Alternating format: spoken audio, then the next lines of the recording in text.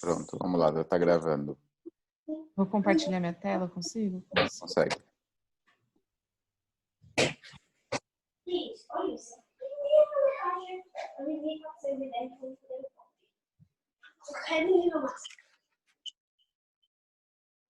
Tcharam! Então, a gente vai falar um pouco sobre a sensibilização central na endometriose. Então, eu nem quis colocar muito, mas só para a gente entender as teorias da patogênese, só citar que tem a menstruação retrógrada, as principais, a metaplasia celômica, metástase linfática e vascular. Só para a gente entender que tem um lugar, um foco de uma célula do endométrio, num lugar que não deveria. Eu peguei como exemplo a menstruação retrógrada. Então, as células que deveriam virar menstruação, elas voltam para ela, pela tuba uterina, até elas encontrarem a cavidade abdominal. Elas podem se fixar em qualquer lugar. E aí, essa célula endometrial, ela faz uma produção local do estradiol.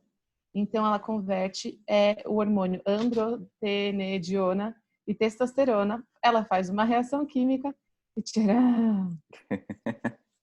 Ela produz estrógeno, então conhecido como aromatase. Isso, então, faz um aumento da produção de prostaglandina local. E quando a gente tem o aumento da prostaglandina, a gente também tem a inibição do fator de necrose tumoral. E isso impede a apoptose da célula endometrial ectópica. Então, além de estar crescendo, não deixa ninguém matar. E aí, isso vai melhorar a adesão e a produção e a proliferação tecidual. Então, as células vão só crescer e ficar muito bem aderidas. Mas aí, a gente tem a resposta inflamatória. Então, vem uma chuva de monócitos, macrófagos, neutrófilos, células T e eosinófilos. Só que quando a gente tem macrófago na cavidade abdominal, no líquido peritoneal, isso reduz fagocitose, aumenta a citocina pró-inflamatória e aumenta os fatores angiogênicos. Então, os fatores angiogênicos, gosto de falar que a célula de endometriose é tipo aquele primo que vem de longe e vem passar uma temporada na sua casa. Então, para você sobreviver, fazer com que esse primo fique aí sem reclamar muito, você deixa o livre acesso para a geladeira e dá a senha do Wi-Fi. Então, o acesso à geladeira seria a vascularização e a senha do Wi-Fi seria a nocicepção. Só que quando a gente tem, então, essa neuroangiogênese, a gente tem, então, o NGF, o fator de crescimento neural, e isso vai gerar, então, uma neurite local. Então, a gente tem a comunicação de dor vai chegar muito mais rápido em todo o sistema nervoso central, através da fibra tipo C. Então, as fibras tipo A, elas têm uma condução mais rápida, mas a fibra tipo C, ela tem uma condução mais lenta. Então, é como se a fibra A, ela falasse dor. Muito mais rápido, chega e você já tira e faz o reflexo e entende. A fibra do tipo C, ela fica dor, dor, dor, dor. Ela mantém uma mensagem constante e ela vai acabando, como ela está recebendo constantemente esse sinal, ela vai ficando cada vez mais calibrosa. Só que isso a gente está acontecendo todos os meses, a gente tem esse ciclo menstrual e essa cascata inflamatória. Então, a gente tem os focos de endometriose, que vão comunicando sempre através da fibra tipo C, vão levar a mensagem lá para o corno dorsal da medula, para a percepção, e aí o sistema nervoso vai ficar assim. E quando a gente tem essa ativação contínua do nosso receptor, a gente tem um bombardeamento aferente no corno dorsal. Isso vai gerar, então, mudanças estruturais e funcionais também nessa região. E, então, isso pode amplificar e perpetuar a percepção da dor. Após a resolução da patologia iniciadora, então, mesmo quando vocês fazem a cirurgia para retirar os focos de endometriose, toda essa mudança estrutural e funcional no corno dorsal já vai ter sido realizada. E isso pode se manifestar como alodínia, que é um estímulo não doloroso na pele, ela vai reagir como dor. A hiperalgesia, que é um estímulo que deveria ser doloroso, mas ela responde com uma resposta exacerbada. E a dor referida, que eu faço um toque numa região, um estímulo numa região e ela vai responder de outra forma. Aleixo, se você quiser me cortar em alguma hora, você me fala, eu já tô... Liguei aqui o play. Não, E o que acontece? Fala. Pode ser. Então, tá bom. E aí, o que acontece? A gente tem de aferência visceral em cada gânglio da raiz dorsal de 2 a 7%. Então, quando a paciente vem e fala, nossa, eu tenho uma dor no meu ovário direito, eu tenho certeza que meu ovário direito tem algum problema. Pera, como você tem essa percepção, sendo que só tem uma de aferência visceral de 2 a 7%?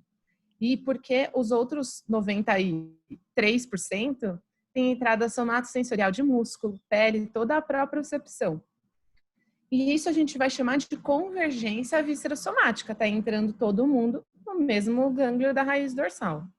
E aí, o sistema nervoso vai ter que separar bem entre o joio, separar o joio do trigo, porque as fibras aferentes viscerais terminam em vários segmentos da coluna vertebral, e a dor referida pode estar presente em áreas distantes do órgão, porque nós não somos tão didáticos de que um órgão sai de um segmento e não volta só para um segmento, ele é bem ramificado. Então, a convergência viscerossomática é a forma como a entrada visceral nociva pode sensibilizar múltiplas áreas. Então, como as sensibilidades as reações que eu já falei, alodínia, hiperalgesia e dor referida. Então, a gente tem um estímulo de dor visceral. Essa vai entrar, então, a resposta no corno dorsal da medula. E isso pode gerar, então, essa sensibilidade de dor.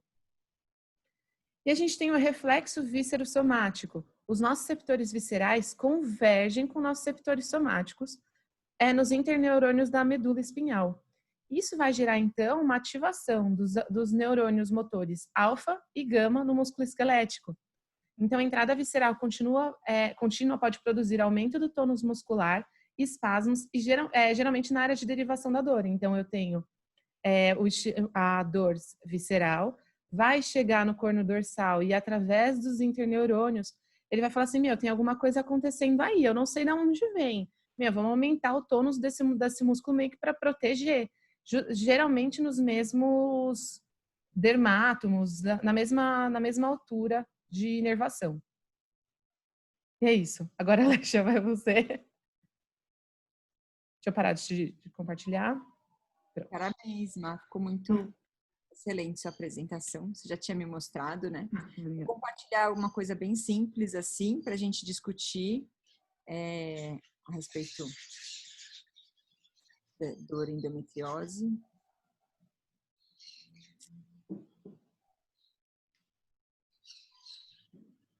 Então, eu fiz um esqueminha aqui para a gente conseguir nada mais do que resumir tudo que a Má falou até aqui. A gente tem as lesões de endometriose, né? E a gente sabe que essas lesões elas vão levar a uma neoangiogênese. E junto com essa formação vascular, vai vir junto também uma proliferação neural. Tem estudos que eles mostram aumentos de fibra C em endométrio de mulheres com endometriose, depois eu posso enviar para vocês. Então, existe mesmo realmente uma proliferação nervosa. Além disso, a gente vai tem aumento do líquido peritoneal de fatores pró-inflamatórios nessas mulheres que têm endometriose. E tudo isso vai fazer com que tanto o aumento da proliferação nervosa quanto esse aumento do fatores inflamatórios no líquido peritoneal e o estímulo doloroso já causado pela endometriose, ela vai fazer uma ativação repetida e prolongada dos nossos receptores. O que significa isso? Na verdade, é como se tivesse estímulos contínuos e constantes em direção lá ao gânglio da raiz dorsal.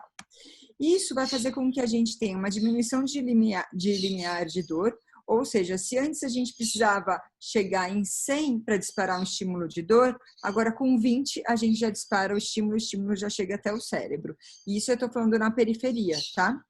Na periferia, sim, no órgão, no víscero, lá na pelve. Além disso, a gente vai ter externalização de receptores, então a gente sabe que tem receptores que eles externalizam ali para a sinapse, para a junção neuronal, e estão ávidos por neurotransmissores também para facilitar o estímulo doloroso. tem ativação de receptores silenciosos que não estão normalmente ativados e passam a ser ativados. Um deles é o NMDA, que ele é um importante receptor de dor, que normalmente ele está fechadinho pelo magnésio, mas quando a gente tem estímulos constantes de dor, o magnésio ele é deslocado do receptor e aí ele vira um grande bomba aí de cálcio e leva muito estímulo doloroso em direção ao cérebro e ele só está ativado em casos de dor crônica, tá? E aí a gente tem aumento da substância P e do peptídeo relacionado à adenilida-calcitonina. Esses são os principais mecanismos que são causados aí pelo estímulo frequente de dor em direção ao cono posterior da medula, né? Mas a gente está falando aqui na parte mais periférica. Além disso, a gente vai ter uma vasodilatação, uma alteração de permeabilidade vascular, que vai levar a uma inflamação neurogênica. E tudo isso a gente considera que é uma sensibilização periférica, que também está presente nos casos de dor crônica. A sensibilização periférica, que ela está o quê? Ela está favorecendo o estímulo de dor lá da periferia em medula. Além disso, a gente continuam as dores da endometriose, ela se mantém, né? E também tem todo o processo inflamatório pélvico que acontece em decorrência da endometriose. Isso vai levar a mudanças estruturais e funcionais no corpo posterior da medula. Daqui a pouco eu vou falar um pouquinho sobre isso, que vocês vão ver, fica fácil entender por que a pessoa sente alodínia ou alguns sintomas. E leva à sensibilização central, que os sintomas mais prevalentes são alodínia, hiperalgesia e dor referida. E aí agora eu vou passar aqui para um outro slide da Marília, para a gente entender um pouco mais disso. Uma das coisas que acontece... Vocês estão conseguindo ver? Tá no mesmo slide diminuído aqui, Adacha. Só fora da apresentação. Essa aula é paga? Não. Hã?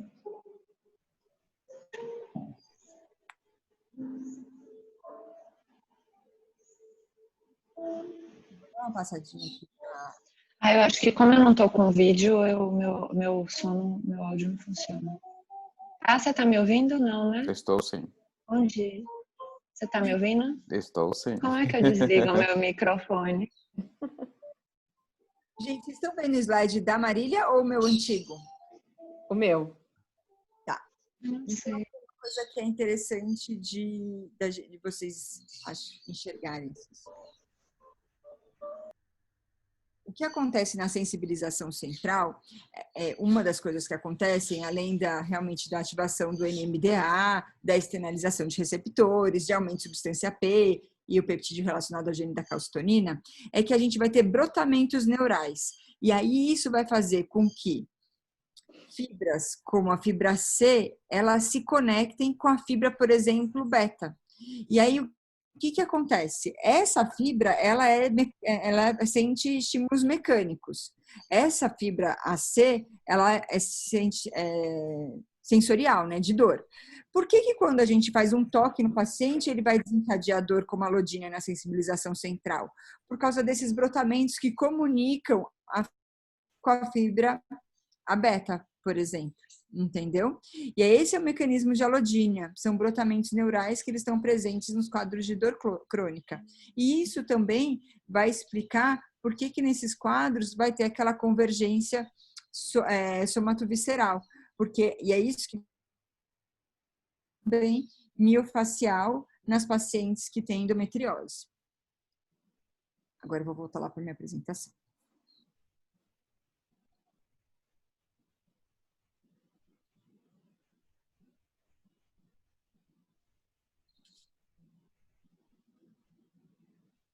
Então, a gente estava aqui com a neoangiogênese, com a proliferação nervosa, que a Marília falou super bem lá do vizinho que vai em casa, a gente tem que dar Wi-Fi para ele. Eu achei legal esse esqueminha dela.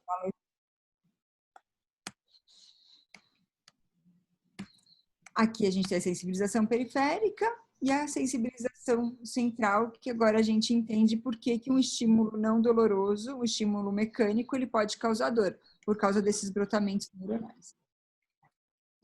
Aí a gente só minimizar aqui. Aí a gente tem a convergência víscero-somática, que vai explicar a dor referida. Então, como a Marília estava explicando, a gente vai ter a fibra visceral, que ela vai vir ali dos órgãos, ela vai passar pelo sistema nervoso autônomo, e aí depois ela vai entrar lá para o gânglio da raiz dorsal e o corno posterior da medula.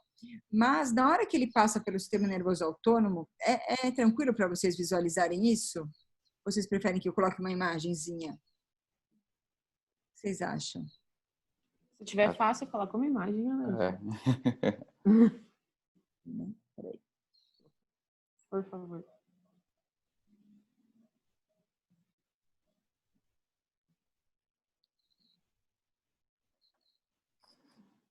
Aqui mesmo você pôs uma imagenzinha que fica legal.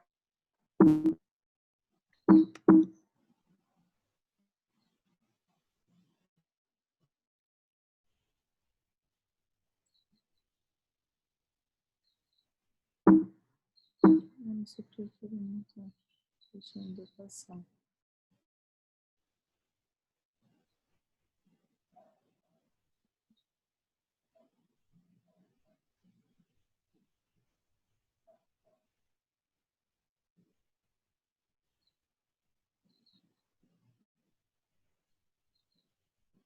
Aqui, ó.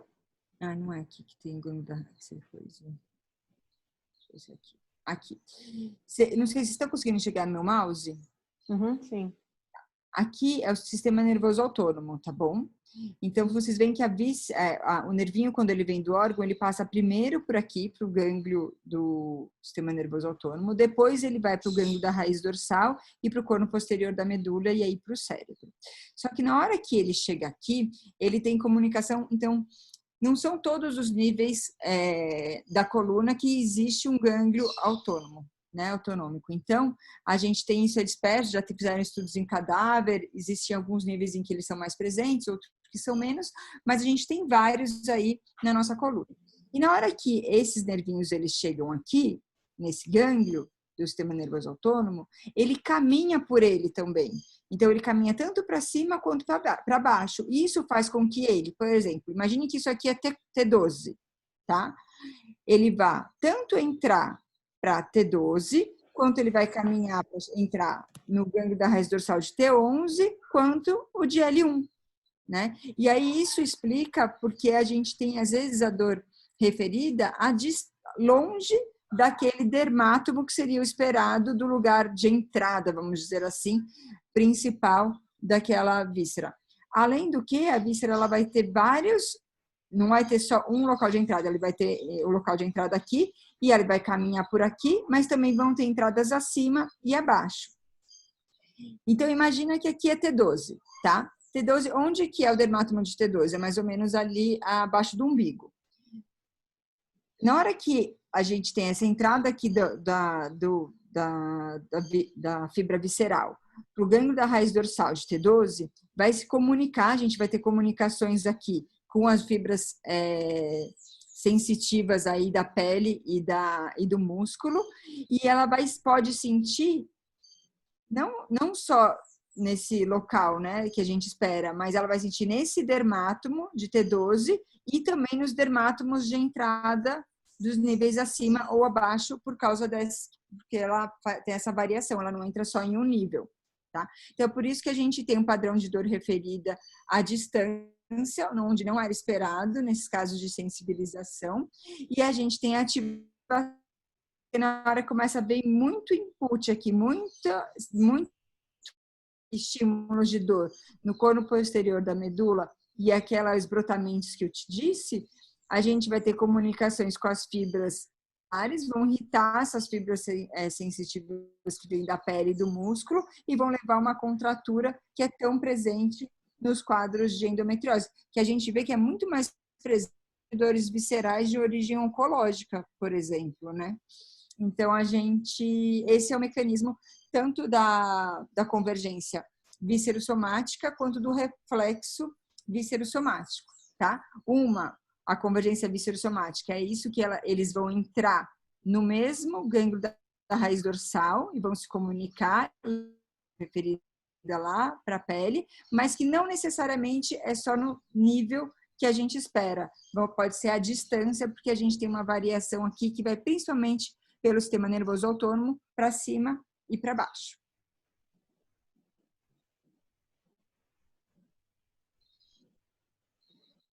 Tá claro? Eu tô falando. Tá ótimo. Tá ótimo, Lacha. Então, tá bom. Vamos lá de novo. Nosso esqueminha de neoangiogênese, proliferação nervosa, aumento de fatores inflamatórios no peritônio, estímulo contínuo de dor, inflamação neurogênica, sensibilização periférica. Os estímulos de dor eles estão aumentados pela sensibilização periférica e se mantém, porque a doença ainda está lá, o processo inflamatório ainda está lá. Provoca essas mudanças estruturais e funcionais que eu disse a vocês, sensibilização central, convergência viscerossomática e convergência e o reflexo viscerossomático. Tudo isso está gerando dor, né? Está gerando informação de dor. Desde a sensibilização central, a periférica, a endometriose, tudo vai gerando dor. Só que o que acontece? Não acredito que eu fiz isso. Quando a gente... Eu dei um coisinho a mais aqui. Vamos ter que ver de novo. É para guardar, para fixar dentro.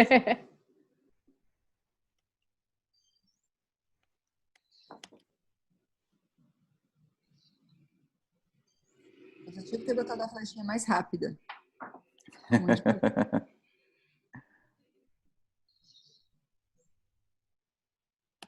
Bom, tudo isso leva à inflamação de dor, né? Agora, a nossa, acho que essa é o grande, né, mais importante. E aí, o que acontece quando a gente resseca as lesões da endometriose? O que acontece é que a gente tira a endometriose, a gente tira aqueles fatores que são desencadeados diretamente pela endometriose,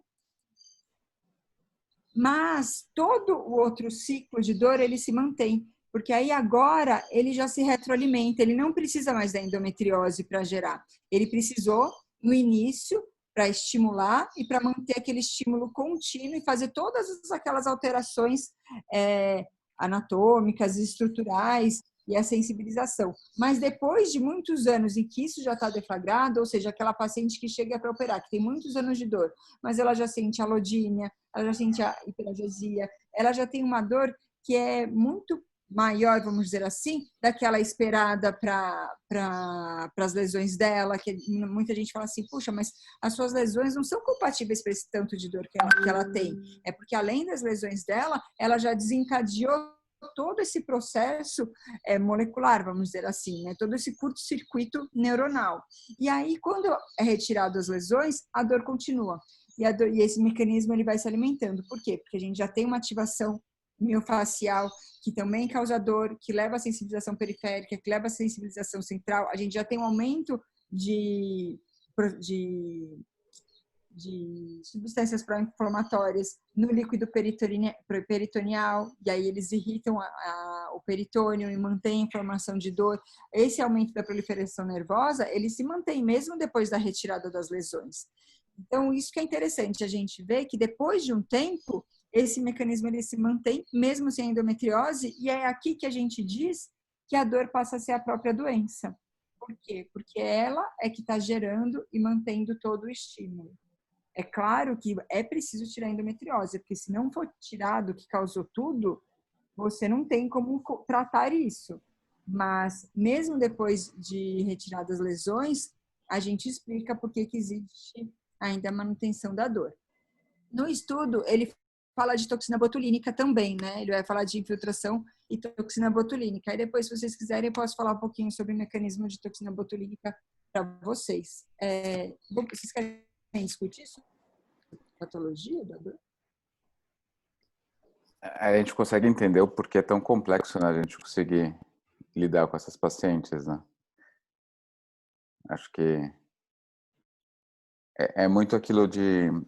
Você acaba transformando... Me corrija se eu estiver errado, né?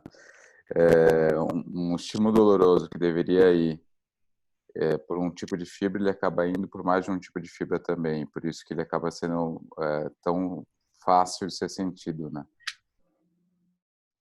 Exemplo o estímulo de fibra é superficial com profundo. Então, algo que você deveria sentir como um toque passa a ser sentido como dor, por essa mudança de transmissão sensorial. Exatamente.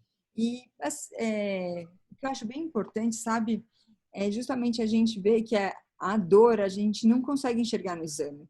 Então, independente do tanto de lesão que a paciente tem, isso não é proporcional, muitas vezes, no início, sim, mas depois de muito tempo de história, isso não é proporcional nem à localização da dor, nem à intensidade da dor. Então, nessas pacientes, a gente tem que valorizar muito mais. É claro que a gente tem bastante discernimento, mas a gente tem que valorizar muito o sintoma que ela tem. A gente tem que valorizar quando ela fala, puxa, a dor também vai para a raiz da coxa, ela vai para a perna, porque e fala, nossa, não, isso daí não faz sentido, ela deve estar maluca. Não faz sentido, sim, porque tem algo que vai além daquela lesão propriamente dita, foi desencadeada por ela, mas vai além do que era o problema no início de tudo, né?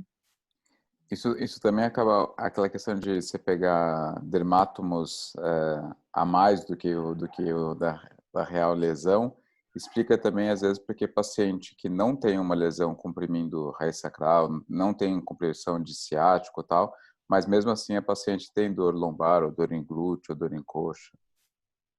Exatamente. A diferença nesses casos vai ser o seguinte: o padrão de dor referida, que seria por esse, né, as fibras elas caminham para os níveis acima e abaixo e acabam se comunicando, ela é clinicamente diferente do padrão de dor irradiada. Então, qual que é a diferença? Quando a gente tem uma dor referida, a gente tem essa confluência, entra no gânglio da raiz dorsal e tem essa sensação de dor em locais que são inervados por aquele nível. Mas é uma dor que ela não é uma dor dermatomérica. O que eu quero dizer? A dor irradiada é aquela dor bem ciática. Ela fala assim, vai por trás da coxa, lateral da perna e por cima do pé. Ela tem um caminho delimitado, a paciente consegue. E na hora que a gente faz alteração de sensibilidade, tem um caminho dele bem certinho, que é o dermátomo de compressão daquela raiz. Ou, por exemplo, quando tem uma lesão de endometriose que está comprimindo uma raiz de S2. Ela vai sentir formigamento, vai sentir parestesia, deve sentir alteração de sensibilidade, bem no território de S2. Quando é uma dor referida, disso que nós estamos falando agora, é uma dor mais vaga. Então, ela não vai falar exatamente, mas é uma dor que ela vai para a perna, como você disse, ou ela vai para a região lombar. Ela não limita tanto um dermátomo, mas ela vai para uma região que não se espera, entendeu? Mas aí fica um pouquinho mais sem... Dá uma chance dessa diferença entre dor irradiada e dor referida. Na hora que a paciente... E Alexa, só para perguntar, assim, na verdade, também quando é essa dor mais referida, ela pode ser bilateral, né? É diferente quando é só uma compressão, né? Então, muitas vezes elas falam, ela vai para as minhas coxas, mas para as duas, né? E Sim. É uma dor mais vaga, não é isso? Exatamente. É difícil a gente ter essas compressões nervosas, né? Bilaterais, mais difícil, mas a dor referida ela é muito mais fácil dela ser bilateral. Ela vai ser mais mal localizada, não vai ter um jeito que sempre caminha daquela maneira, em que a paciente limita muito o jeito que vai, mas ela vai falar exatamente dessa maneira. Vai para minhas coxas, vai para minha lombar, vai para o bumbum de uma maneira mais vaga. Tá? Posso falar? Né? Não, o que eu queria complementar é que, além de tudo, qualquer um com dor tem a postura antálgica. Então, seja uma dor de dente, você vai parar de mastigar de um lado. Então, por mais que você tenha dor bilateral, você vai alterar toda a sua postura, seu jeito de dormir, seu jeito de andar. E isso, a longo prazo, vai perpetuar mais contratura muscular. Então, tem um artigo que pegou pessoa só com dor sacroiliaca, tipo uma disfunção articular. E essas pessoas já não tinham mais movimento diafragmático pela alteração da dor. Então, se a gente não movimenta diafragma, a gente não mobiliza vários tecidos de estabilização central da musculatura. Então, se a gente tem músculos fracos que não estão se movimentando, a gente tem um acúmulo de toxina naquela região. Então, tem toda a parte da convergência e tem também da mudança de hábitos que vai gerar isso a longo prazo, né? Sim. É muito interessante a gente saber desses padrões de dor referida, porque, por exemplo, você disse da dor sacroiliaca, né, que é uma dor articular de uma das articulações da bacia. Em 12% das vezes, os pacientes com dor sacroiliaca, eles podem ter uma dor que é sentida até o tornozelo, e eles são frequentemente operados de hérnia de disco, porque imita uma ciatalgia, mas aí quem avalia não consegue definir que a ciatalgia ela tem uma dor irradiada, não é uma dor que ela vai para a perna, é uma dor que ela segue esse caminho. Ela vai exatamente ela consegue desenhar exatamente dessa maneira, e às vezes as alterações neurológicas também estão nesse trajeto. E a mesma coisa vem acontecendo com as pacientes de endometriose que têm compressão intrapélvica. Elas estão muito operadas de hérnia de disco. Por quê? Porque não só as de intrapélvica, mas também as que têm padrão de dor referida, porque não se faz uma avaliação desse tipo. E se a gente for fazer uma ressonância de coluna numa população que não tem dor, da nossa faixa etária, não sei, acho que todo mundo deve ter por volta de 40 anos, mais da metade vai ter degeneração discal. Então, é normal a gente ter aparecimento de hérnia de disco na coluna. E aí essas pacientes vão ser submetidas à cirurgia por um achado de exame de uma hérnia de disco, sendo que o problema vem da endometriose, vocês veem? Então, assim, isso é algo que pode acarretar muito mal, cirurgias inadequadas, cirurgias que podem levar a outros problemas para paciente, por isso que esses pacientes, eles precisam ser recebidos por... E o ortopedista, ele não sabe disso, né? Ele não vai nunca imaginar que a endometriose pode dar um padrão de dor referida. E essa Então, paciente que chegar no PS, ela vai para ortopedia, não tem jeito, né? Talvez a chance dela é que se a dor pélvica dela normalmente é a mais forte, aí peça uma avaliação do GO. Mas normalmente o GO, que não é especialista em endometriose, ele vai pedir a avaliação do ortopedista. Sim, sim. Alexia, aproveitando a fisiopatologia aqui, como que a gente explicaria, então, essa paciente que já está com uma sensibilização central, ela de repente ela tem uma cefaleia e desencadeia todo o quadro? Tá. Aí isso não vai ser por essa confluência, tá? A parte da cefaleia desencadear todo o quadro, existe assim, aí já é mais central, tá? No cérebro. Existe, por exemplo, uma ativação mais central de que uma dor que ela chegou e ativou as outras dores que ela tem. Além disso, a parte de posição antálgica, às vezes a paciente fica com cefaleia e ela fica encurvada e aí ela contrai a musculatura e favorece muito mais a dor miofacial que ela tem do que a dor visceral que ela possui, mas que na prática ela não consegue diferenciar, né? Ela só vai conseguir diferenciar quando ela melhorar de uma e a outra se mantém. Mas aí não é aqui, não é por essa confluência medular, aí é mais central essa conexão. Central que eu digo no cérebro, né? Porque medula considera sistema nervoso central. Beleza.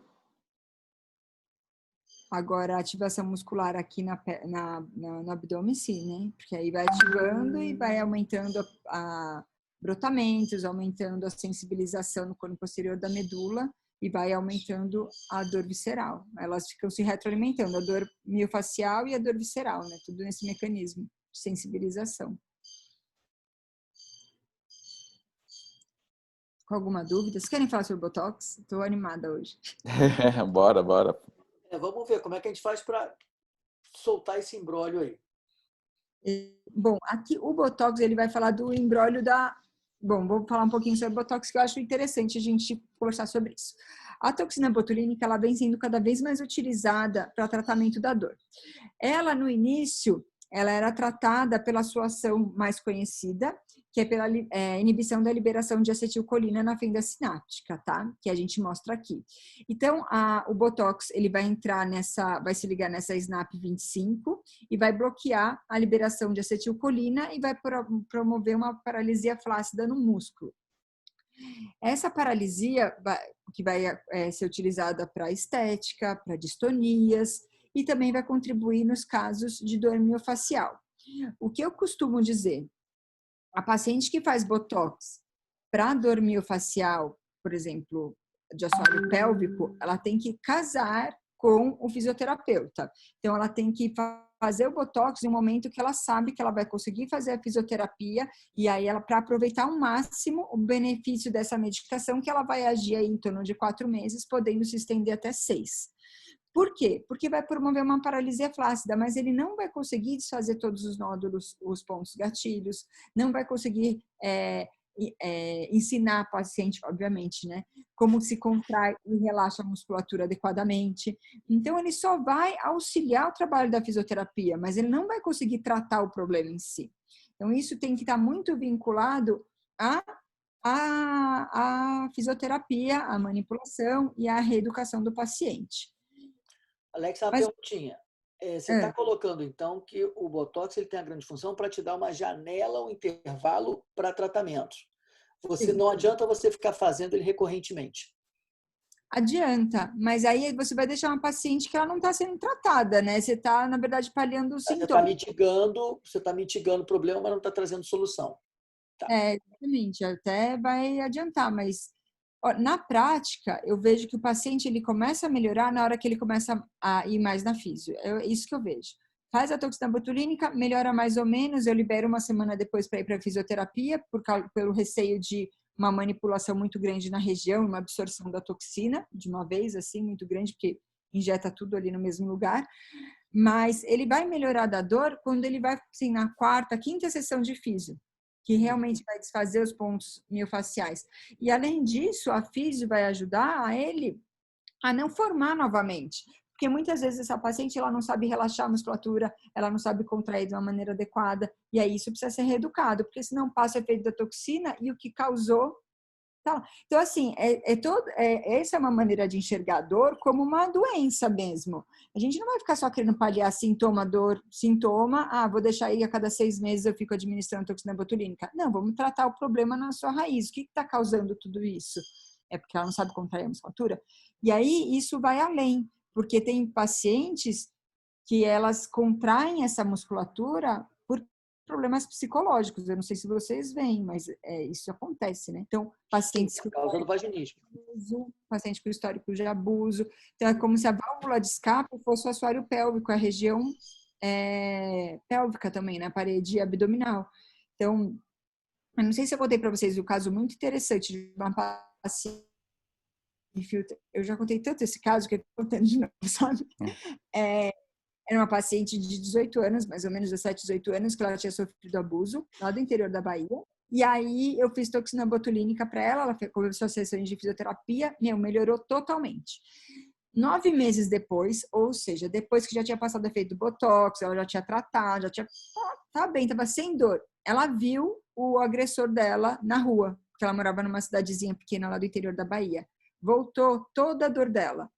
Então, assim, nesse caso, além de ter que trabalhar a físio, ter que trabalhar a reensinar, a contrair, a relaxar, tem também uma causa psicológica que a terapia tem que abordar para ela também. Ela fez comigo, acho que umas 4 ou 5 injeções de Botox, até ela conseguir trabalhar isso e seguir, viver, né? Porque era uma coisa muito mais enraizada, muito mais difícil, um estresse pós-traumático que acabava levando a tudo isso. Mas é assim, então, o legal é a toxina botulínica associada à fisioterapia. E isso também vai ser muito importante na hora que a gente avaliar os estudos, porque muitos estudos, eles avaliam toxina botulínica e fisioterapia como se fossem coisas distintas, mas, na verdade, o tratamento ideal é associar os dois, entendeu? E não comparar um versus o outro. Só que algumas vezes vocês podem se deparar com algumas indicações de toxina botulínica que são para dor neuropática. Então, a toxina botulínica na dor ela é utilizada em 3 momentos. Para migrânia, tá? Que é uma coisa à parte para nós, então a gente utiliza a toxina botulínica para enxaqueca. Para dores musculares, não só de assoalho pélvico, mas trapézio também, tá? Em geral.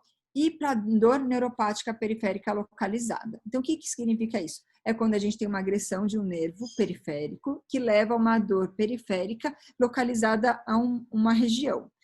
Como, por exemplo, a neuralgia do linguinal pós-videolaparoscopia. né? Às vezes a videolaparoscopia pode lesar ou o linguinal ou o ilho hipogástrico e levar a uma dor neuropática naquele trajeto do nervo. Aqui, a gente pode utilizar também toxina botulínica, mas ela vai ser aplicada de uma maneira diferente e o efeito esperado é totalmente diferente. Então, a gente sabe que a toxina botulínica ela tem todos esses outros mecanismos analgésicos que não são por inibição da liberação de acetilcolina, tá? Ele vai agir lá no corpo posterior da medula também e no gânglio da raiz dorsal, como uma forma assim, ele vai caminhar pelo nervinho e vai chegar até o gânglio da raiz dorsal e ter uma ação também de inibindo a sensibilização central. Vou mostrar aqui esse slide para vocês. Então, o que ele faz? Ele inibe essa sensibilização periférica, a toxina botulínica, diminuindo o input em direção ao cono posterior da medula, podendo prevenir também a sensibilização central. Tem alguns estudos que não, na verdade, são para uma outra síndrome, que é a síndrome de dor complexa regional, que eles estão avaliando a injeção da toxina botulínica lá no sistema nervoso autônomo para tratar esse tipo de dor. Então, acho que a toxina botulínica ela é utilizada hoje nessas três áreas, mas tende a ampliar muito, porque ela tem uma grande ação que vem se descobrindo também para dor neuropática.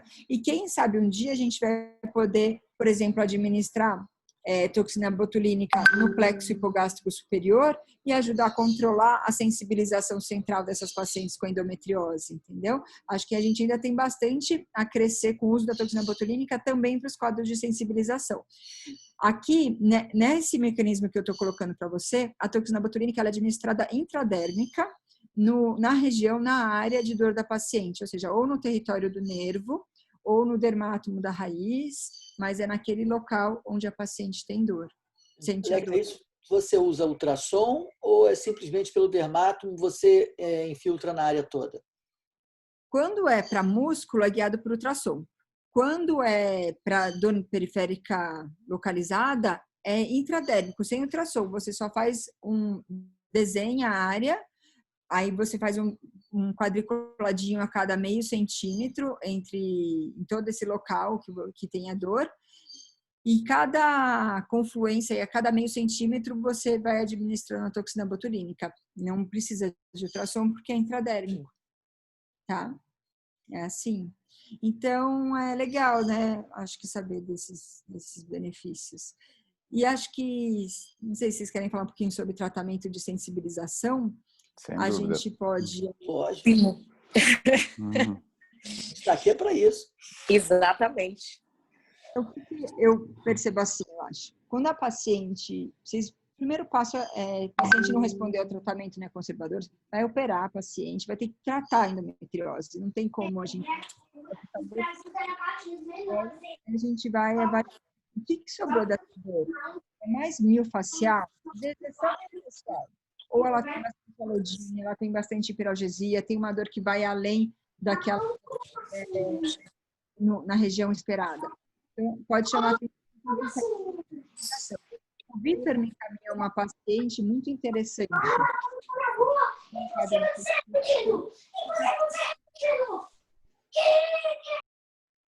E aí, como que a gente pode abordar? Com medicamentos que eles vão agir aí na transmissão neuronal, né? Como os gabapentinoides, os antidepressivos, os tricíclicos e os duais, são as medicações de primeira escolha. Mas a gente pode ir lá no centro de informação, por exemplo, a região pélvica. A gente tem o plexo hipogástrico superior, que é a confluência da inervação dos órgãos pélvicos, eles chegam até lá. É onde a gente aborda, por exemplo, pacientes com dores oncológicas, viscerais, pélvicas, né? Por exemplo, alguém que tem um tumor de vagina ou de reto, que tem dor, ou às vezes é um implante peritoneal e tem dor pélvica, eu vou lá no plexo hipogástrico superior e alcoolizo ou fenolizo esse plexo. Nos casos da dor por sensibilização de endometriose, a gente aborda também esse plexo hipogástrico superior, mas aí existe uma questão que tem que ser muito pesada com a equipe. Por não se tratar de uma dor oncológica, a primeira abordagem eu considero mais adequado é sempre ser com anestésico local e corticoide. Primeiro, para saber realmente qual é o real benefício dessa paciente abordando por essa terapêutica. Depois, se o paciente melhora muito e a dor volta, aí é discutir em equipe se é o caso de fenolizar ou não, porque é um pouquinho controverso fenolizar pacientes que não são oncológicos, né? Apesar da gente saber que muitas vezes essa paciente sofre mais do que um paciente oncológico. Mas existe essa possibilidade. Ontem eu fiz uma infiltração numa paciente do Vitor, que ele me encaminhou, que ela tem um quadro, ela já fez... acho que você conhece essa paciente também, a Monique Patrick, conhece? Conheço, então, sim. A gente operou ela já há algum tempo.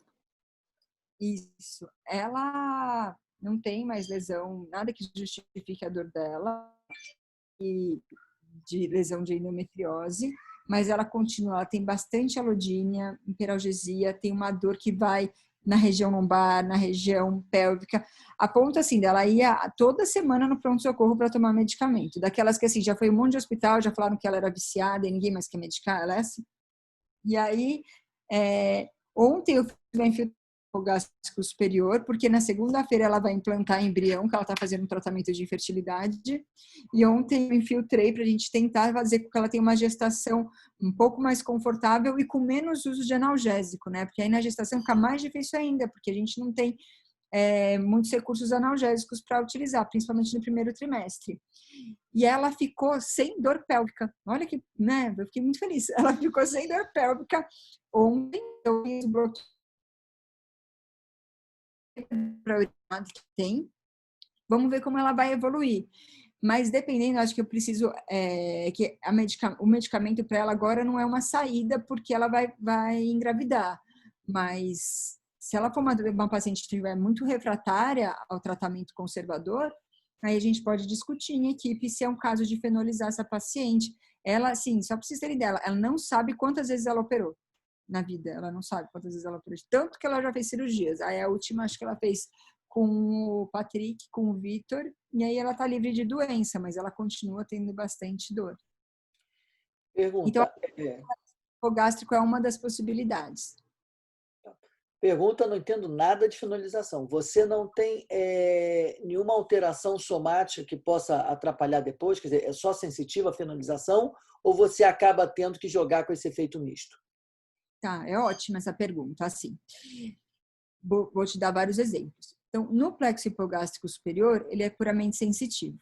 Mas uma das complicações é você ter parestesia de L3, porque ele pode escorrer, pegar a raiz de L3 e de L4 e levar parestesia. E se você fenolizar essa parestesia, ela pode se manter.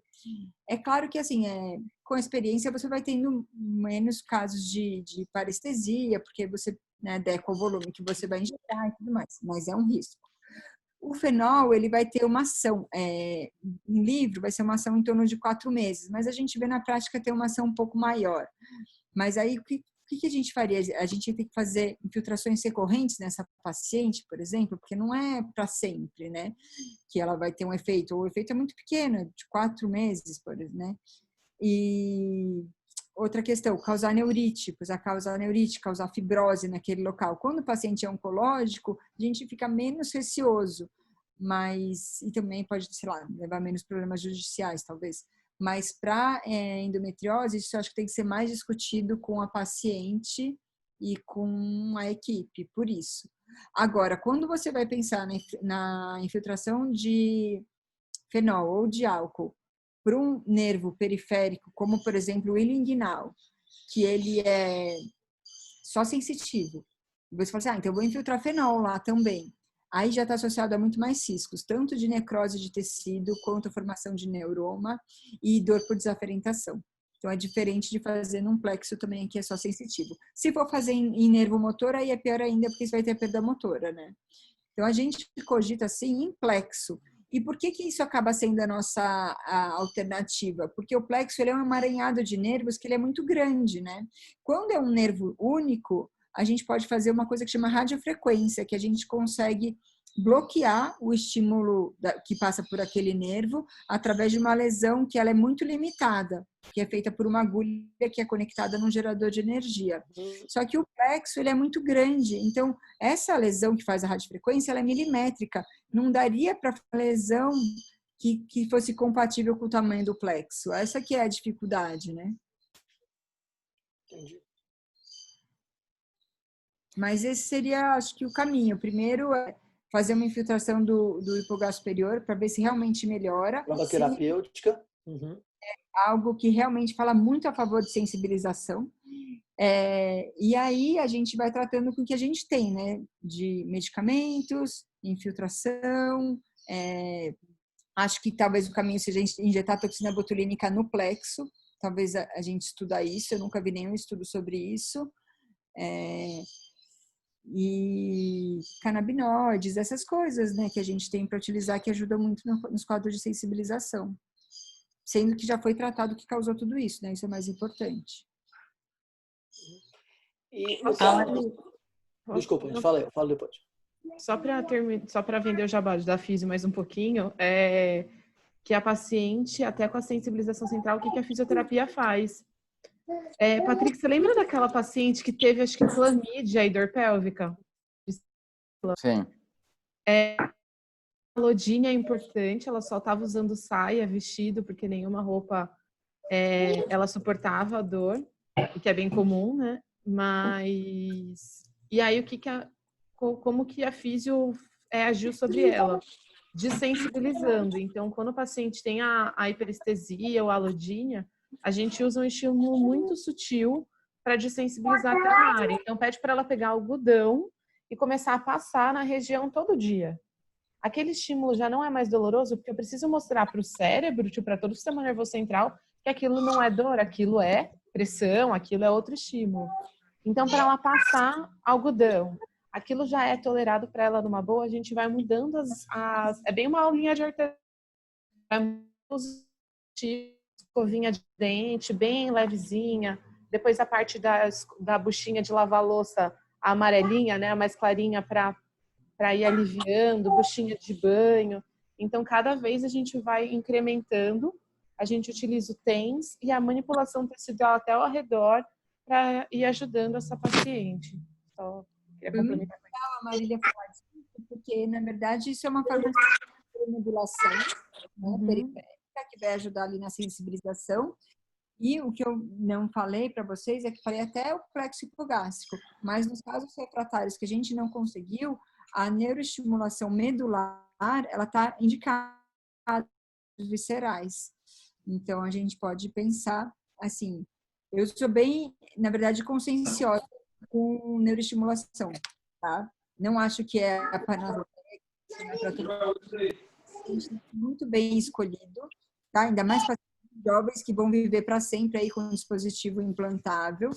Então, mas sim, é um resultado desde que a gente escolha muito bem a paciente que a gente vai fazer. E aí essa escolha tem que ser feita com a equipe toda, eu acho, e principalmente com a paciente. Mas é uma neuromodulação, né? Você coloca um eletrodo medular e, na verdade, para dores viscerais coloca 2, pelo menos, ou uma placa, e aí você vai mudar o jeito que essa dor é percebida no cérebro. Vai reensinar, assim, esse nervo a transmitir a informação.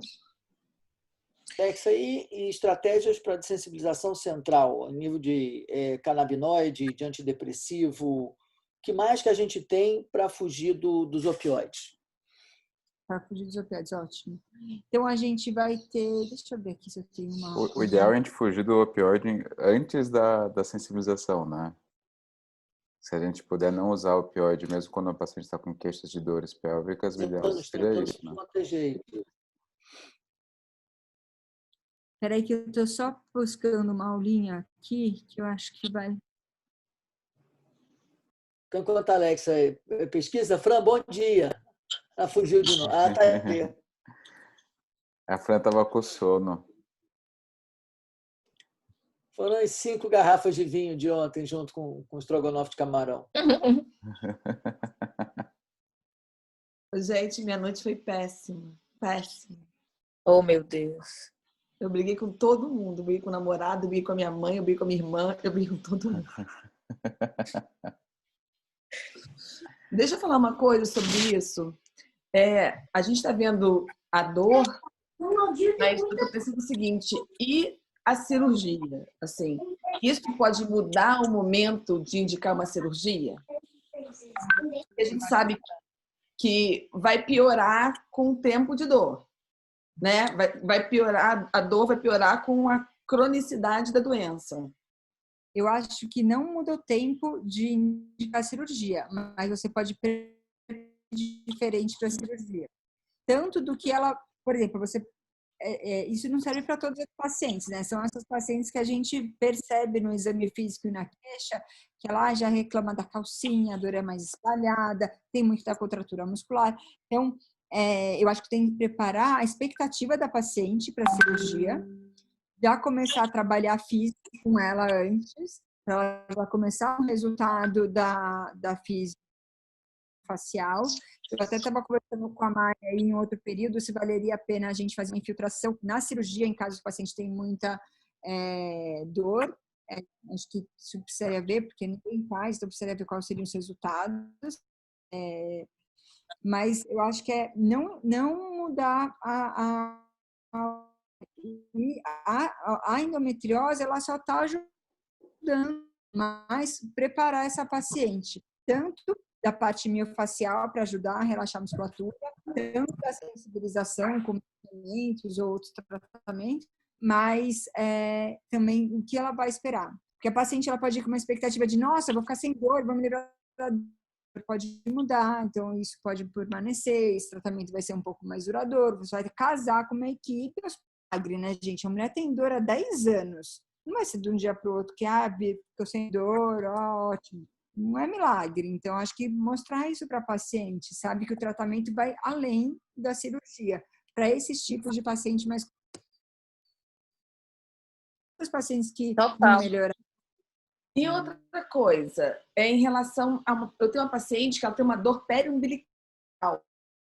Não foi nem operada com a gente, mas ela tem uma periumbilical. Essa dor periumbilical pode ser da endometriose. Mas vocês já investigaram, não tem endometriose. Eu não sabia que era. Coisa aqui, peraí. Mas é um ponto muito específico, sabe? Eu sei. Tem um negócio que chama... É uma compressão do ilinguinal. Ela fica bem na bainha do reto. Periumbilical, assim, mais ou menos uns 2 centímetros do reto abdominal. 2 centímetros de abdominal? Pode ser. É no entorno mesmo. Parece que é em torno de todo... Ela é uma sensibilidade em volta do umbigo. Eu atribuí isso à punção, talvez. Não sei, eu achei... É porque é muito específica. O umbigo dela é sensível. Em todo o contorno. Então... Olha, Fran, vocês estão conseguindo ver isso aqui? Tá. Sim. Então, eu vou depois passar uns estudos para vocês sobre um negócio que chama ACNE, tipo acne, que é uma compressão do nervinho na bainha do reto. Não sei porque que agora não está aparecendo no meu mouse. Vocês estão vendo aqui o ilinguinal e o lipogástrico? Sim. A maioria das vezes a compressão dele é aqui a 2 centímetros da crista ilíaca, tá?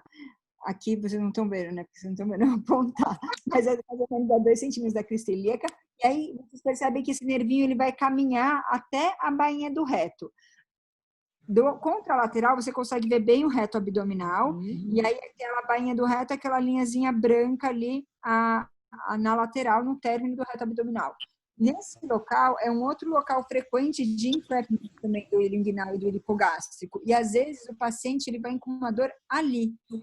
Tem uns aramezinhos por onde passa esses nervinhos e às vezes contrai. Ou muscular, a musculatura está contraída, está rígida e está causando essa dor. Ou às vezes fibrose, às vezes a bainha do reto está espessada e acaba uma alteraçãozinha anatômica e acaba comprometendo. Vocês forem observar até aqui na avaliação, eles falam, palpação na borda do reto abdominal, tá? É que aqui nessa figura, a doutora Andréia que fez essa figura, a paciente está rodada, mas ficou com uma impressão de que está mais lateral, mas não é mais lateral, é mais medial e pode ser mais para cima também. Porque se você for ver aqui nessa figura, olha, a gente tem nervinhos que vêm mais para cima também, entendeu? Então, Mas em volta. Seria superior e inferior também, entendeu? Não é só lateral. É lateral, inferior e superior. a paciente? Essa função. Mas como que é? Bem pontual a dor dela? É bem localizada? Da sua paciente? Fran, Não vi. se a dor é bem localizada, se a dor é bem pontual. Não, não é pontual. É como se fosse uma sensibilidade no entorno da região umbilical, assim. Mas na pele, Fran? Mas ela diz que é pele e músculo. Você já fez o teste de Carnê? Não. O teste de Carnê encontra esse ponto doloroso, mantém a mesma pressão e pede para ela ativar o reto abdominal, fazer uma flexão de tronco pequena, só para você sentir a ativação. Se a dor aumentar, é causa muscular. E aí, tipo, se ela falar, nossa, essa é a minha dor. Pronto, você deflagrou a dor da queixa dela em músculo. E por que ela teria uma dor muscular no entorno do umbigo? Mas é bilateral? É bilateral? É, gente, é como se fosse circular. Em volta do umbigo dela dói. Como se fosse circular. É bilateral não é isso, porque isso aqui é normal, 90% das vezes é bilateral. Eu não sei o que é isso. Ela tem essa queixa em volta do umbigo, como se fosse depois da cirurgia, a região umbilical dela ficou dolorosa. E não tem nada na imagem, não tem Posso imagem. fazer uma pergunta aqui? Eu não sou da cirurgia, mas não tem uma das vias, não é umbilical? É, então, eu até pensei que fosse por conta dessa via umbilical, mas não tem nada na imagem. Não tem nada, não sei se é uma área de necrose, não sei se foi, mas não tem granuloma, não tem nada palpável. Fran, Mas não pode ser uma miofacial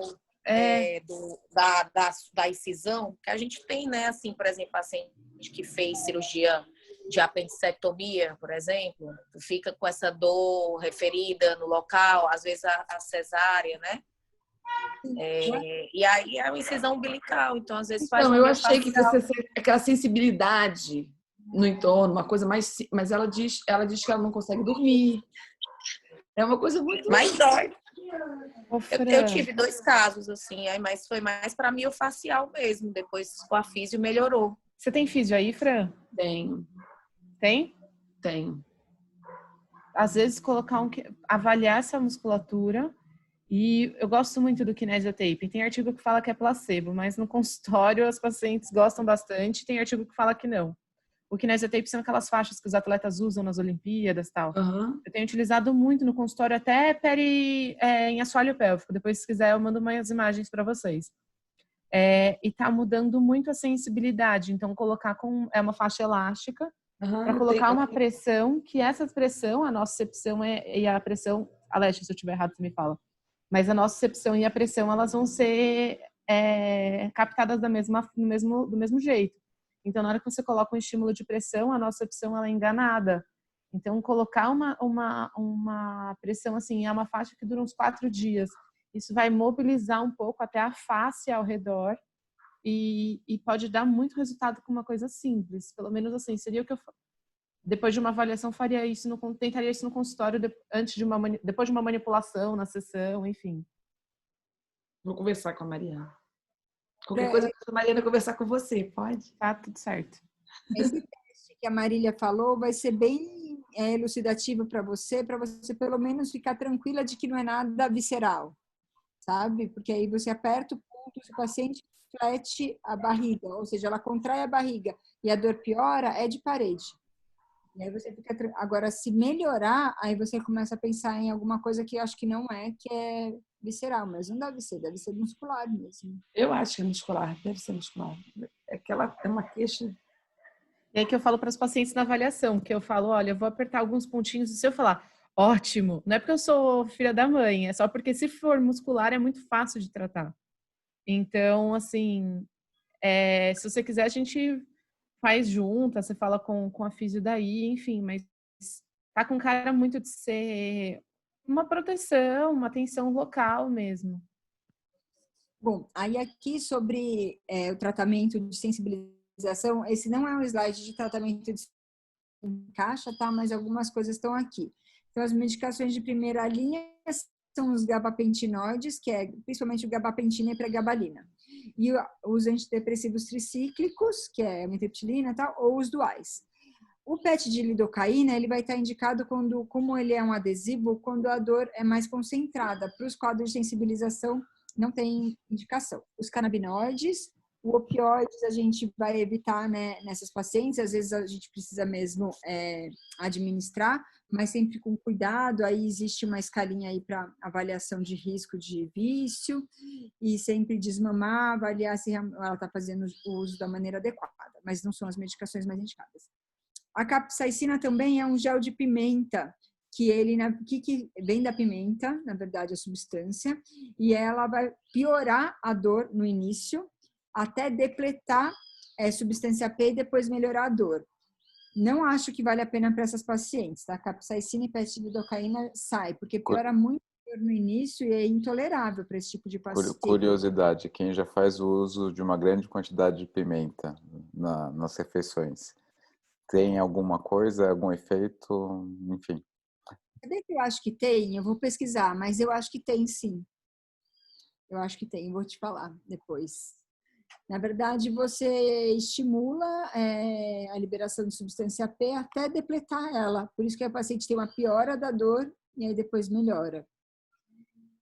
Acupuntura, mindfulness, essas outras terapias, né, que a gente vê que vem contribuindo para a dor. E o tratamento intervencionista. Então, aí no caso, né, na falha daquele tratamento, para essa paciente com sensibilização, a gente pode pensar em bloqueios do plexo hipogástrico superior, fenolização, aquela questão que a gente tinha dito, neuroestimulação e uma coisa que não está escrito aqui, porque isso aqui é uma dor, neuropatia periférica, uma aula de neuropatia periférica, existe algumas infusões de medicação endovenosas que elas ajudam muito nesses quadros de sensibilização, que é a infusão de lidocaína EV, que é conhecido como bloqueio simpático venoso, tá? E infusão de ketamina. Essas duas medicações ajudam muito nos quadros de sensibilização. Mas na prática é um pouquinho difícil de ser feito, a menos que você esteja no SUS, porque essas infusões elas são normalmente semanais.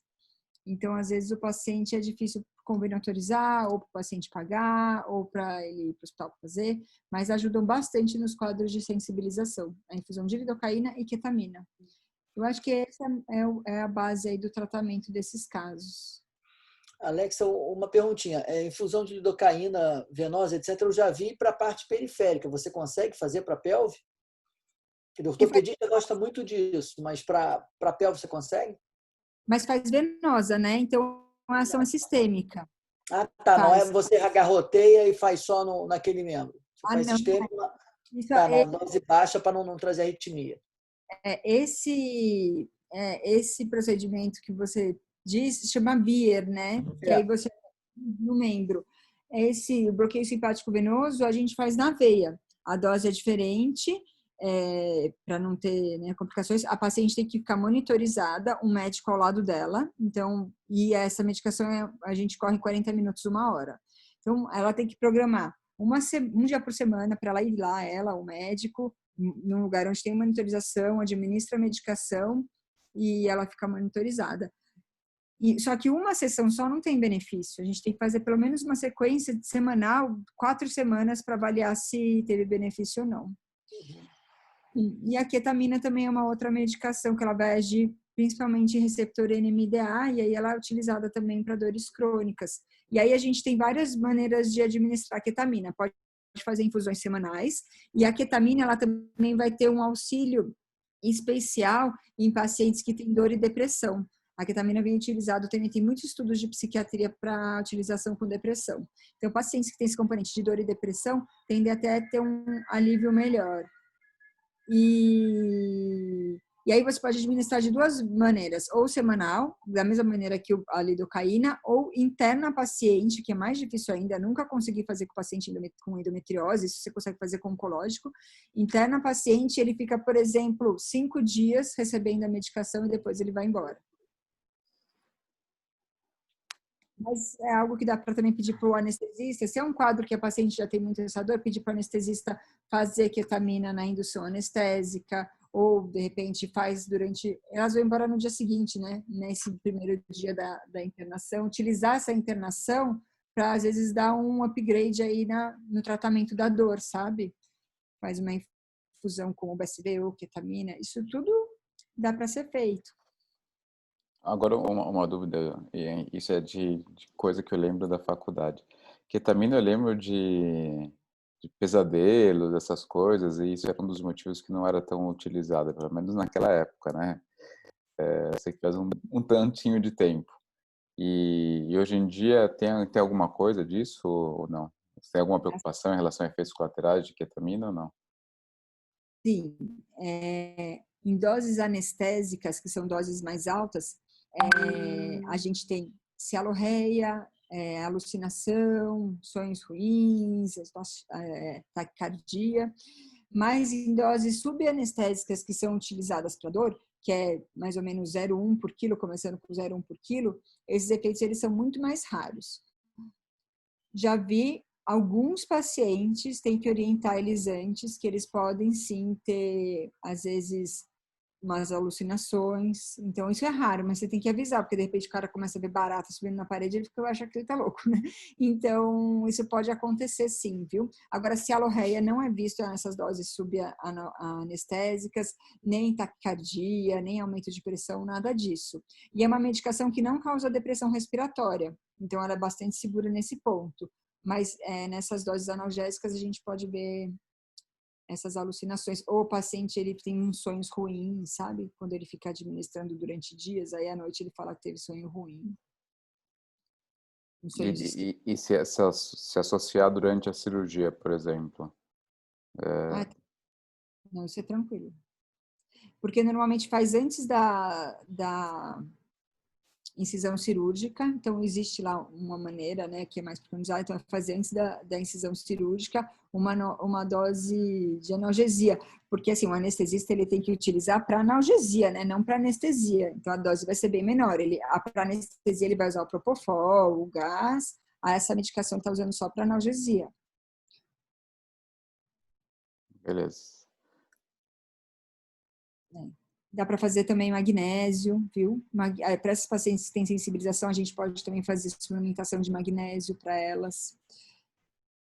E aí tem também algumas anestesias que são... Tem alguns estudos de anestesia que faz um BIC lá de sulfato de magnésio para ver como que fica o pós-operatório e pacientes tiveram mais conforto, sim, no pós-operatório. E faz muito mais sentido nesses pacientes com dor crônica, né? Porque aumenta o aporte de magnésio para tentar diminuir aquela sensibilização no receptor NMDA que eu disse para vocês. Quando você faz a suplementação para paciente no consultório, aí você precisa dosar o magnésio sérico depois, tá? Tem várias coisas, né? Tem várias coisas porque não tem nenhuma que é excelente, por isso que tem um monte. Se tivesse uma que resolvia. Deu para entender? O pessoal tá quieto, né? Foi ótimo. Não, foi muito bom. Muito porque bom. foi muito completo, né? Aí a gente já consegue se basear. Mas é uma pergunta que eu ia fazer. Por exemplo, quando a gente escolhe endometriose, né? Então, a paciente tem uma lesão e tudo, mas tem dor crônica, pelo exame neurológico que ela tem uma dor referida, né? Uma dor crônica mesmo com sensibilização central. E aí você escolhe não operar ainda. Adianta fazer o tratamento com a dor crônica, assim, no sentido de você vai manter a lesão? Não, deixa eu ver se eu entendi bem sua pergunta. Então, você está começando a conhecer a paciente agora e você vai tentar o tratamento com hormonoterapia antes de ficar... Mas tem um um quadro de sensibilização. Isso. O ideal é você já começar nessa parte também. Vai ter uma chance melhor de você ter um alívio da dor. E mesmo que você puder operar paciente, isso não vai impedir a cirurgia, nem vai atrapalhar a cirurgia. Mas Sim. talvez vai ajudar no seu resultado final, né? Então, ou com hormonoterapia ou com cirurgia, ela controlar todo esse outro aspecto que vai além da endometriose. Sim. Então, quando você tratar, é melhor. E, Kati, se a causa da dor, se a causa da dor dela for muscular, tratar toda essa causa antes da cirurgia vai ser muito melhor. Porque aí ela vai para a cirurgia sem nenhum componente miofacial. E aí o que sobrar de dor vai ser assim, realmente, pós-operatório, alguma coisa assim. Mas ela já vai ter consciência, eu vejo muito pelas pacientes que eu atendo e vão para a cirurgia no meio ou no final do tratamento. Ela já tem uma percepção do corpo muito maior de que, nossa, eu fiquei com dor essa semana, mas veio um escape. Ou não, faxinei a casa e eu sei o que é uma dor muscular. Então, quando elas vão para a cirurgia, elas vão com maior percepção. Não, eu nem perguntei da dor muscular, assim, porque tá. Já é rotina minha, que a gente faz sempre, a físio é casada com a gente, assim, na verdade, quase mora junto. Mas eu pergunto pela neurofisiologia do processo, né? Sim. Então, se você tem uma endometriose que faz toda aquela cascata ao redor, e você entra com um tratamento clínico que, enfim, ali é paliativo de dor e não de tratamento mesmo, né? E você melhora o processo de dor, mas é uma manutenção desse processo. Eu não quero fazer cirurgia nessa paciente, é uma primeira linha agora, a primeira escolha é tratamento clínico. Então, a pergunta adianta a gente ficar mantendo isso muito longo prazo? Porque se eu continuo com aquele processo ali que eu não retirei cirurgicamente, ela vai manter esse tratamento clínico. Então, tem muito tipo de recaída ou não, sabe? Assim, a minha pergunta é mais essa, assim, o tratamento vai ser longo prazo, mas ela vai ter sempre recaída, né? O que eu posso minimizar esse tipo de dor, entendeu? Se eu não escolho tratamento cirúrgico, por exemplo.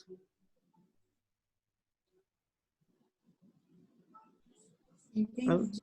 Na sua pergunta, na verdade, é se o conservador ele estaria aumentando essa sensibilização sem a gente perceber. Isso, exatamente. Eu não sei. O medo é esse, assim, às vezes, não é o medo, mas assim, eu escolhi um caminho não cirúrgico, por exemplo, e aí a paciente fica bem, mas será que ela vai ter sempre essa recaída, né? Assim, eu vejo muito isso, às vezes, quando a paciente tem alteração psicossomática, super bem. Vamos lá, a gente fez até cirurgicamente falando, a gente fez uma cirurgia, ela ficou super bem, melhorou da dor, e aí ela tem momentos de exacerbação dessa dor, aí a gente tem que entrar com medicação mais pesada ou fazer bloqueio, aí ela melhora, aí depois ela tem momentos de novo de dor. Então, como a gente consegue manejar isso de forma positiva, sabe? Essa é a minha angústia, às vezes, com as pacientes com dor crônica. Que você já operou, por exemplo, essa, né? Eu acho que a gente tem que ser feito um tratamento sem... depois, né, que ela já manifestou algumas crises e não tem indicação cirúrgica, aí tem que... Não sei como é que vocês fazem, mas não esperar ela entrar em crise de novo, sabe? É tentar já entrar com algo para prevenir, espaçar as crises, mais intensa, diminuindo a dor. Mas são casos difíceis, viu, gente? E essas pacientes, elas não são fáceis. Elas são difíceis. Muito. É fácil discutir aqui, né, gente? Mas atender a paciente, ir lá melhorar, é difícil. Então, tem uns casos que é nosso sono mesmo.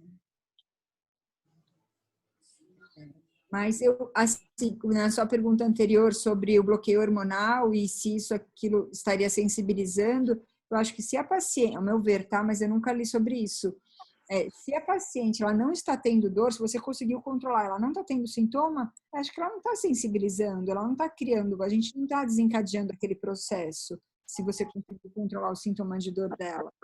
O que vocês acham? Eu concordo. Se você está controlando as dores, você não estaria sensibilizando, né? Tá tendo um sucesso de tratamento clínico. Que é isso. A Fran tá aproveitando e mostrando toda a casa dela pra gente conhecer. Eu já conheço.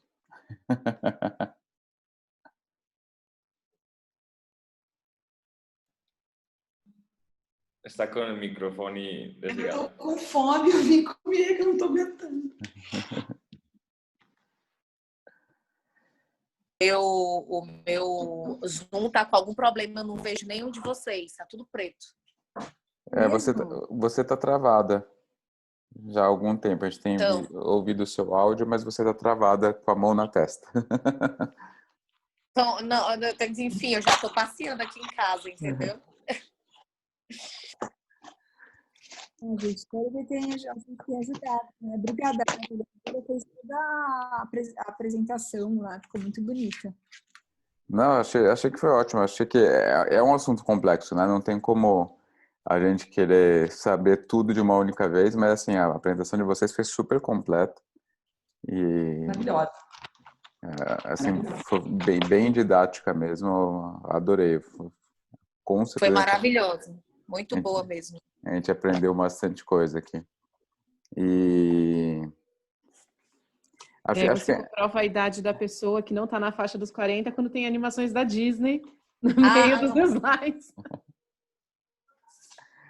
Você fez questão de falar que você não está na faixa dos 40, é isso? Com 28. Só porque a Alexia falou que todo mundo aqui é dos 40. Eu tô chegando nos 50, ela fica me humilhando desse jeito. É triste. Você tem 28, Mar? 28.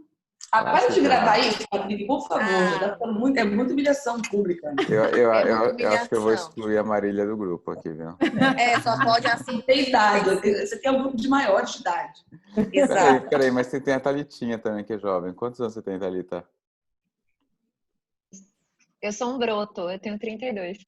Viu? Ai, que lindeza, gente. Ai, que velho que eu tenho de vocês. E o Ramiro, apesar da cara de velho, ele não é velho, não. Não, eu tenho 32 mesmo. 32? Amigo, tira essa barba, amigo. É? Tira essa barba. Ele vai ficar parecido com o par. Os dois de barba. Não, vou mandar para vocês depois a versão feminina do Ramiro. Nossa, Ramiro. Eu percebi que você era bonito. Foi ele quem fez, não fui eu. Não, fez um amigo. Mas eu fiquei... Como eu falo? Porque... Ramiro, você é muito bonito. Estranhado. Essa barba te esconde. Não. Eu não tirava minha barba em 10 anos. Ou mais. Você viu que eu falei para que a Claudice deu bem. É claro, é a cara de Patrick. Deixa eu parar de gravar aqui, né? Encerrando a gravação, gente.